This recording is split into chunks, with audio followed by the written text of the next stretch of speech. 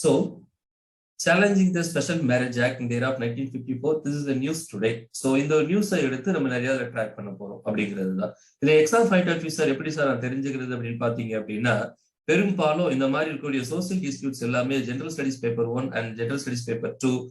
That the point of view is that issue related to the women, RRB, government policies and interventions. So, இந்த மாதிரி கேட்டகரிஸ்ல ஒரு questions frame பண்ணுவாங்க. So அதில் நம்ம ஒரு பாயிண்ட் ஆஃப் வியூ நம்ம டிஸ்கஸ் பண்ணலாம், கேட்கவும் சான்சஸ் இருக்குங்க. So, what is the view of the Supreme Court with respect to that challenging that Special Marriage Act of 1954? Recently in Supreme Court, so Adira Menon versus Union of India cases ஒரு petition file பண்ணியிருக்காங்க. அந்த petition வந்து supreme கோர்ட்ல dismiss பண்ணப்படுது. என்ன petition file பண்ணியிருக்காங்க, எதுக்காக dismiss பண்றாங்க அப்படிங்கிறது தான் view. The view is that very simple. The provisions that mean Special Marriage Act provisions section 4 and section 5 and section 6 and 7 and 8 and etc. So challenging that provisions, that because the couples requires to give a notice declaring their intent to marry 30 days before their marriage அப்படிங்கிறது தான். So first we got to discuss about that Special Marriage Act அப்படின்னா என்ன நம்ம discuss பண்ணணும். What is the Special Marriage Act? இந்தியால நிறைய இருக்கு, personal loss நிறைய இருக்கு இந்தியால. ஸோ லைக்வைஸ் பார்க்கணும் அப்படின்னா ஹிந்து மேரேஜ் ஆக்ட் இருக்கு, அண்ட் கிறிஸ்டின் மேரேஜ் ஆக்ட் இருக்கு, அண்ட் முஸ்லீம் மேரேஜ் ஆக்ட் இருக்கு. ஹிந்து மேரேஜ் ஆக்ட் இந்த of 1955 and Christian marriage act இந்த ஆஃப் ஐ திங்க் 1872 நான் நினைக்கிறேன். ஸோ முஸ்லீம் மேரேஜ் ஆக்ட் இந்த ஆஃப் 1954. ஸோ இந்த மாதிரி ஒவ்வொரு religions and etcetera Buddhists and science நிறைய இருக்குங்க. ஒவ்வொரு மதத்துக்கும் என்ன மாதிரி சட்டத்திட்டங்கள் இருக்கு, எப்படி திருமணம் பண்ணிக்கலாம் அப்படிங்கிற ஒரு முறை இருக்கு இல்லையா. சோ அது போலதான் இந்த ஸ்பெஷல் மேரேஜ் ஆக்ட் இந்த 1954 1954 ஆண்டு இயற்றப்பட்ட special marriage act. One second, நீங்க மருந்து அடிங்கன்னா ஒரு நிமிஷம் அடிங்க, வீட்டுல நீங்க வாங்கிக்கங்க. சோ இந்த 1954 டிஸ்கஸ் பண்ணிட்டு இருக்கோம். ஃபர்ஸ்ட் நம்ம என்ன செய்யணும் அப்படின்னா, ஸ்பெஷல் மேரேஜ் ஆக்ட்னா என்ன நம்ம தெரிஞ்சுக்கலாம். ஒண்ணு இல்லைங்க, ஒவ்வொரு மதத்தினருக்கும் ஒரு தனித்தனி திருமண சட்டம் இருக்கு, நம்ம எல்லாருக்குமே தெரியும். பட் அதே நேரத்துல வெவ்வேறு மதத்தினர் அண்ட் சமூகத்தினுடைய நடைபெற்ற திருமணங்களை எப்படி ஒரு அங்கீகரிக்கப்பட்ட ஒரு திருமணமா மாத்தலாம் அப்படிங்கிறது தான் இந்த ஸ்பெஷல் மேரேஜ் ஆக்ட். அதாவது இரு வேறுபட்ட சமம் ஆர் சமூகம் அண்ட் சமயம் ஆர் ரேஸ், இந்த மாதிரி இனம், இதுல இருந்து வரக்கூடிய ஒருத்தங்க எந்த திருமண சட்டத்துக்கு அவங்க பதிவு செஞ்சு கொள்ள முடியும். ஒருத்தர் எக்ஸ்ங்கிற கம்யூனலா இருக்கலாம், ஒருத்தர் ஒய்ங்கிற கம்யூனலா இருக்கலாம், are X and Y are different type of that ரிலிஜியன்ஸா இருக்கலாம். சோ என்ன ஆங்கிள் அவங்க எந்த ஆக்ட் படி இந்த திருமணத்தை பதிவு செய்ய முடியும் அப்படிங்கிறது தான் இந்த ஸ்பெஷல் திருமண சட்டம் அப்படிங்கிறது. சரிங்க, என்னென்ன தகுதிகள் வேணும் இந்த திருமண சட்டத்துல பதிவு பண்ணணும் அப்படின்னா நம்ம எல்லாருக்கும் தெரிஞ்சதுதான். சோ 21 வயதுகள் கண்டிப்பா எல்லாருக்கும் ஆயிருக்கணும், ஆண்களுக்கு. பெண்களுக்கு 18 வயது ஆயிருக்கணும். 2 பேருக்கும் சம்மதம் கண்டிப்பா தெரிவிக்கணுங்க. இருவருக்கும் பாத்தீங்கன்னா மனதளவுல எந்த பாதிப்பும் இருக்கக்கூடாது. ஒரு ஃபன்னியா ஜோக் சொல்லணும் அப்படின்னா, லவ் பண்ணாலே மறக்கலாம் நம்ம சொல்லுவோம்ல, பண்ணுக்காக சொல்றோம். சோ 2 பேரும் மனநல பாதித்தவரை இருக்கக்கூடாது அப்படிங்கிறது தான். சோ மணமக்கள் இருவருக்கும் தடை செய்யப்பட்ட உறவு முறைகள் இருத்தல் கூடாது. இந்த சமூகத்துல எந்த உறவுமுறை மெயின்டைன் பண்றோமோ அந்த உறவுமுறை நிச்சயம் இருக்கணும், தடை செய்யப்பட்ட உறவுமுறை இருக்கக்கூடாது அப்படிங்கிறது தான். சோ இருவருக்கும் திருமணம் நடைபெறும் காலத்தில் வேறு துணைகள் இருக்கக்கூடாது. இருப்பின் சட்டப்படி முறையான விவகாரத்து பெற்றிருக்க வேண்டும்.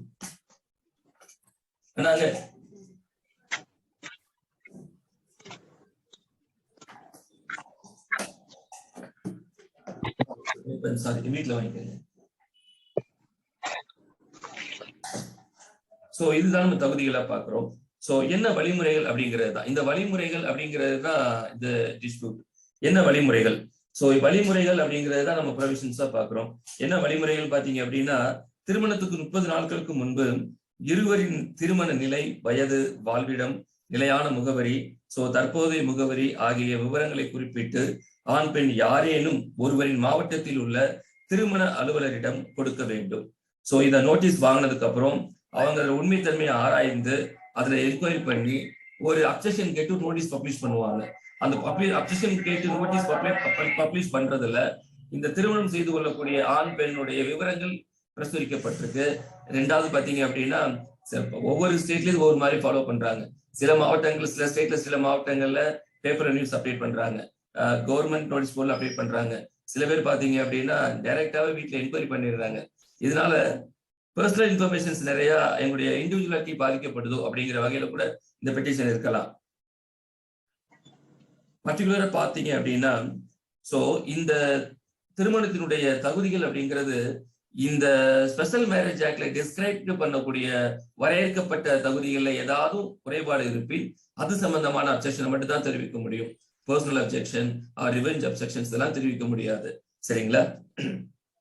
I'm sorry. சோ எந்த எதிர்ப்புகளும் இல்லாத பட்சத்தில் 30 நாட்கள் கழித்து கண்டிப்பா திருமணம் செய்து கொள்ளலாம். திருமணத்தின் போது பாத்தீங்கன்னா 3 சாட்சிகள் தம்பதிகளுடன் டெக்ளரேஷன்ஸ் ஃபார்ம்ல கையெழுத்து போட வேண்டியிருக்கும். சோ திருமணம் திருமண அலுவலகத்துல தான் நடக்கணும் அப்படிங்கிற நெசசிட்டி இல்ல. சோ உங்களுக்கு விருப்பமான இடங்கள்ல நடக்கலாம். பட் திருமண அலுவலரின் முன்னிலையில் மட்டும்தான் நடக்கணும் அப்படிங்கிறது தான். சரிங்க. ஒருவேளை திருமண அலுவலர் இதுக்கு அப்செக்ஷன் தெரிவிக்கிறார் திருமணத்துக்கு அப்படின்னா 30 நாளுக்கு அப்புறமும் தெரிவிச்சாரு அப்படின்னா டிஸ்பியூட் இருந்தா நீங்க அவர் திருமண அலுவலர் அப்செக்ஷன் தெரிவிச்ச 30 நாள்ல இருந்து நீங்க நீதிமன்றங்கள் மூலியமா அதுக்கு ஒரு தீர்வு கண்டுக்க முடியும். So this is the view of that marriage, special marriage act. இதுல என்ன பிரச்சனை அப்படிங்கிறது தான். I'm sorry. The special marriage act says that it is the legislation made to validate and register the interreligious and intercaste marriages in India. That's a view. It allows to individuals to solemnize their marriage through a civil contract. No religious formalities are needed to be carried under that act. This act includes Hindu, Muslim, Christian, Sikh, Saints, and Buddhists, and etc. This act applies not only to Indian citizens who belong to different castes and religions, but also to Indian nationals who lived in abroad. So for this purpose only this act has been enacted in the year of 1954. So let me discuss about that some sections in that SMA Act, that means Special Marriage Act. Enna dispute அப்படிங்கிறது தான். The petitioner challenged the constitutional validity. What are the constitutional validity? The petitioner challenged that article number 21 and article number 14 and article number 15. Yes. What it means about, first we got to discuss about that the constitutional provisions under that article number 21. It clearly explained article 21 means protection of life and personal liberty. So, and article number 14, right to equality. Article number 15, prohibition of discrimination on grounds of religious, race, caste, sex, and place of birth. So these are some articles, some fundamental rights to discuss pandrom. So the challenging point view is that because these sections are calling it violate the right to privacy guaranteed under that act. This is the view. Yes, as they require couples to give a notice of 30 days before the date of marriage, inviting objections from the public. So இதெல்லாம் இந்த scheme sections இதை வச்சு இப்போ இந்த provision படி பார்க்கும்போது இந்த 30 days notice period கொடுக்கறது பாத்தீங்க அப்படின்னா article number 21 and 14, 15 maybe that violate பண்ற மாதிரி இருக்கு அப்படிங்கிறது தான் challenging view. Yes. So we have to discuss in that sections. So section 5, section 6 and section 7 and section 8. Section 5 means that means SMA Act section 5 required to give notice to the marriage officer 30 days before the date of marriage, the one. And section 6 has been explained, requires such a notice to be entered into the marriage notice form. Section 7, provide the process for making an objection. Section 8 specifies the inquiry procedure to be followed after an objection has been submitted. So these are the challenge provisions. So based on the cases, likewise mean the Adira Manual versus of India in 2022 அப்படிங்கிறது தான். Because என்ன பிரச்சனைங்க இது கேட்கிறாங்க, அது நம்ம கான்ஸ்டிடியூஷனை fundamental rights affect பண்ற மாதிரி இருக்கு அப்படின்னு சொல்றோம். ஸோ என்ன அப்படின்னு பாத்தீங்கன்னா, these provisions made the personal information of the individuals open to public scrutiny. So these provisions are contravenes article number 14 on right to equality and article number 15 on prohibition of discriminations on such grounds.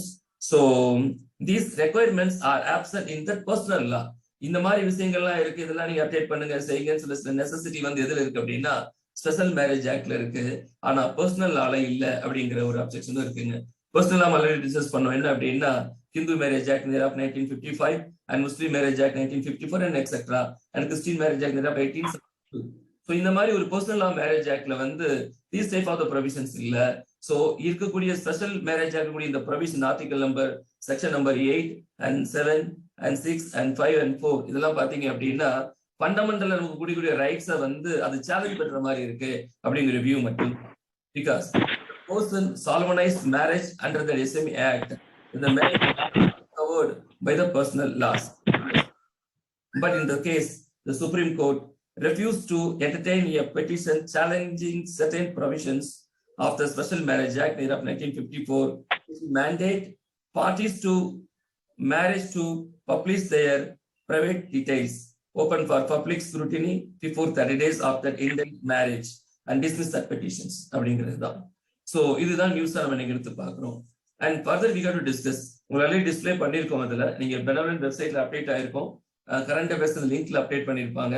Online இன்டர்நெட்ல update பண்ணிருப்பாங்க. நீங்க ஃப்ரீயா இருக்கல படிச்சு பார்க்கலாம். Yes. What are the provisions that has been challenged and discussed பண்ணி முடிச்சோம்.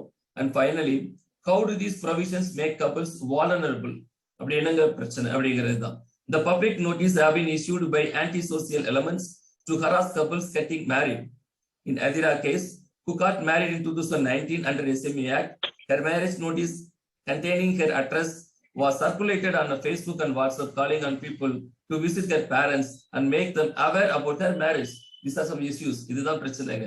அதனால 30 நாள் என் நோட்டீஸ் கொடுக்குறீங்க, இதெல்லாம் இல்ல என்னோட டீட்டெயிலாம் வாங்கி பப்ளிக்கா பப்ளிஷ் பண்றதுனால அது ஃபண்டமெண்டல் ரைட்ல எனக்கு கொடுக்கக்கூடிய ஒரு கான்ஸ்டிடியூஷன்ல எனக்கு கவர்மெண்ட் கொடுக்கக்கூடிய இந்தியா கொடுக்கக்கூடிய ஒரு ஃப்ரீடம் வந்து சோ சேலஞ்ச் பண்ற மாதிரி அது இருக்கு.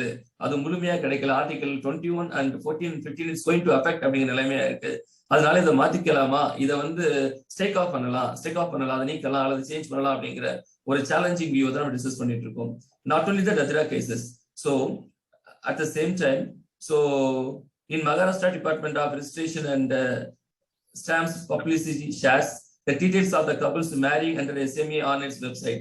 And so did the Kerala government until Adira came forward and pointed out that this allowed communal elements to access personal details and threaten and harass couples. So இதுதான் ஒவ்வொரு ஸ்டேட்லயும் ஒவ்வொரு டிஸ்ட்ரிக்ட்லயும் இந்த notice period publications அப்படிங்கிறது different type of முறையில follow செய்யப்படுது. இது வந்து தனிப்பட்ட ஒரு நம்மளுடைய டீடைல்ஸை வந்து பப்ளிஷ் பண்ற மாதிரி இருக்கு பொது வழியில. இது வந்து அவங்களுக்கு கான்ஸ்டிடியூஷன்ல கொடுக்கக்கூடிய ஃபண்டமெண்டல் ரைட்ஸை வந்து so challenge பண்ற மாதிரி இருக்கு அப்படிங்கிற வியூ தான். I hope that you can try to understand that what I'm trying to convey with you அப்படிங்கறத புரிஞ்சிருப்பீங்க நான் நினைக்கிறேன். Yes.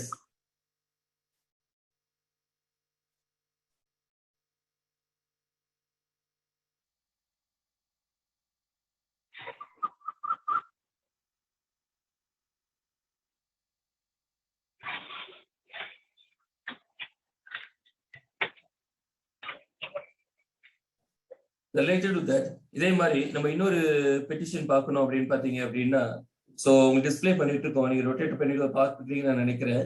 Once again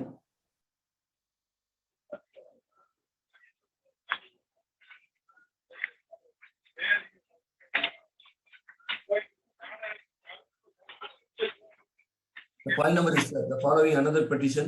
So the subdivisional magistrate was slapped with that competent notice and the Delhi government issued a warning to that all SMDM in the state.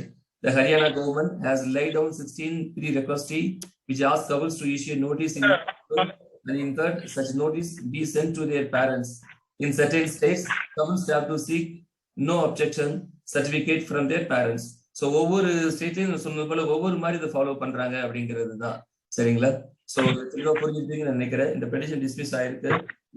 இதை பொறுத்து விவாதங்களும் central government நிறைய request அவங்களும் கேட்டுட்டு இருக்காங்க. ஒரு கேசஸ்ல பார்த்தோம் அப்படின்னு பாத்தீங்க அப்படின்னா பெட்டிஷனை வந்து சேலஞ்ச் பெட்டிஷன் அக்செப்ட் பண்ணிருக்காங்க. the petition has been waiting for the government reply. Further இந்த stake of and challenging article வந்து என்ன மாதிரி இந்த ஸ்பெஷல் மேரேஜ் ஆக்டை சேஞ்ச் பண்ண முடியுமா அல்லது ரெமடிஸ் என்ன மாதிரி கொடுக்கலாம் அப்படிங்கிற கவர்மெண்டோட பிள்ளைய வந்து ஆல்ரெடி ரெக்வஸ்ட் பண்ணியிருக்காங்க. So thereafter that so இன்னும் ஃபைனல் பண்ணல. கவர்மெண்ட் ரெக்வஸ்ட் வந்ததுக்கு அப்புறம் என்ன ஜுடிஷியல் வியூ அப்படிங்கறத கன்வே பண்ண முடியும். ஸோ யூபிஎஸ்சியை பொறுத்த வரைக்கும் இது மாதிரி ஒவ்வொரு நியூஸ் எடுத்து நம்ம ட்ராக் பண்ணிட்டே இருந்தோம் அப்படின்னா இப்போ கான்ஸ்டியூஷன் நம்ம நிறைய ரெஃபர் பண்ணி படிக்கிறோம். இப்போ ஒரு ஜெனரல் ஸ்டடிஸ் பேப்பர் நம்பர் 1 பொறுத்த வரைக்கும் எஸ்ஐ டைப் தான். எஸ்ஐ டைப் மாதிரி ஒரு பேப்பரை நம்ம எழுதுறதுக்கு சப்ஜெக்ட் புக் மட்டுமே பத்தாது. லட்சுமிகாந்த் அண்ட் ரமேஷ் இந்த மாதிரி சப்ஜெக்ட் புக் மட்டுமே நமக்கு பத்தாது.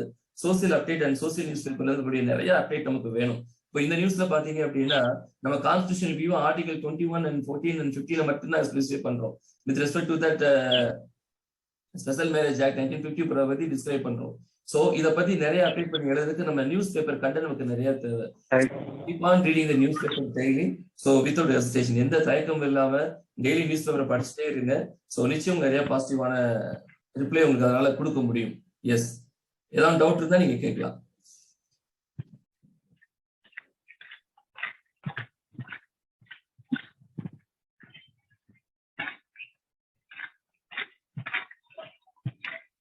Very good morning and nice to discuss with you, Naveen Kumar, and also SMA 515. Yes, thank you so much. Good morning. Thank you. Thank you, sir. Thank you. Sir, one question, sir. சொல்லுங்க sir. Sir இப்ப தமிழ்நாட்டை பொறுத்த வரையும் எப்படி sir இந்த petition எல்லாம் பண்றாங்க? Maybe இல்ல, அது ஒரு இஷ்யூ இருக்குங்க. என்ன அப்படின்னா தமிழ்நாடு மேரேஜ் ஆக்ட்னு ஒரு ஆக்ட் இருக்குங்க. இப்போ சில பேர் என்ன பண்றாங்க அப்படின்னா ஒருத்தர் ஃபாரின்ல இருப்பாரு. இப்போ லைக்வைஸ் பார்க்கணும் அப்படின்னா ஒரு ரெஃப்யூஜி வந்து ஒரு ஆஸ்திரேலியாலயோ இல்லது ஒரு கொரியன் கண்ட்ரிஸ்லயோ ஏதோ ஒரு கண்ட்ரில போய் அவங்க ரெஃப்யூஜியா இருப்பாங்க.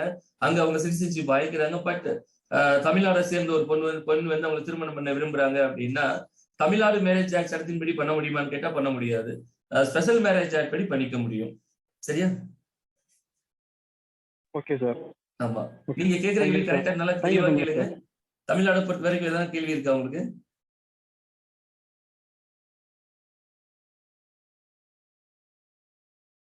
சோ தமிழ்நாடு மேரேஜ் ஆக்ட் தனியா இருக்கு. So Christian marriage act, Hindu marriage, தனித்தனி மேரேஜ் ஆக்ட் இருக்கு. அந்தந்த வழிமுறைகள் படி அவங்க அந்த மேரேஜ் ஆக்ட் ரிஜிஸ்டர் பண்ணுவாங்க. So inter cost and inter religions marriage பண்ணும்போது பாத்தீங்க அப்படின்னா ஸ்பெஷல் மேரேஜ் ஆக்ட் படி தான் பண்ண முடியும். அதுக்கான ப்ரொவிஷன் தான் கவர்மெண்ட் கிரியேட் பண்ணி கொடுத்திருக்காங்க. அந்த ப்ரொவிஷன்ல ஆர்டிகல்ல வந்து ஃபண்டமெண்டலா கான்ஸ்டிடியூஷன் கொடுக்க ரைட்ஸ் வந்து சேலஞ்ச் பண்ற மாதிரி இருக்கு அப்படிங்கிறது தான் டிஸ்பியூட்ஸ். அதுக்கான ஃபைண்டிங்கும் சுப்ரீம் கோர்ட் ரொம்ப கிறிஸ்டல் கிளியரா கொடுத்திருக்காங்க. Yes, nice to talk with all of you. Thank you so much. Thank you, sir. Thank you, sir.